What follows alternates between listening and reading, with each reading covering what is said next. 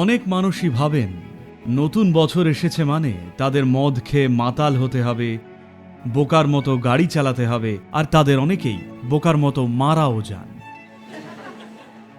দুর্ভাগ্যবশত এটাই সত্যি, কারণ আমাদের ধারণা হয়ে গেছে মজা করা মানে যেন কিছু একটা বোকামি করতেই হবে।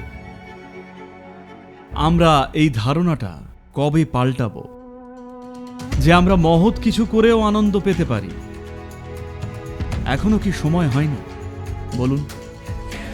তাই আসছে নতুন বছরে আপনাদের কি সাহস আছে নিজেকে এমন কিছুর সাথে জোড়ার যা আপনার নিজের চেয়েও অনেক বড়?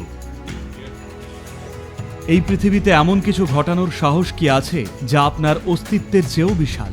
যদি এটা করার চেষ্টা না করেন, যদি নিজের সীমানার মধ্যেই বন্দী থাকেন, আমার স্পেস তোমার স্পেস, আমার জোন তোমার জোন, এইরকম চললে আপনার মাথায় ঠিক ওজনের মতোই একটা হোল হয়ে যাবে। হ্যাঁ, কারণ আপনি এই জীবনকে বাঁচিয়ে রাখতে পারবেন না, এই জীবনকে শুধুই খরচ করতে পারেন।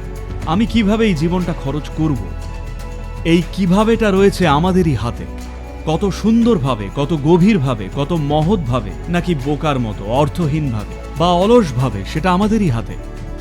তো সদ্গুরু, আপনি কি আমাদের নিয়ে কোনো নিউ ইয়ার রেজলিউশন বানাবেন?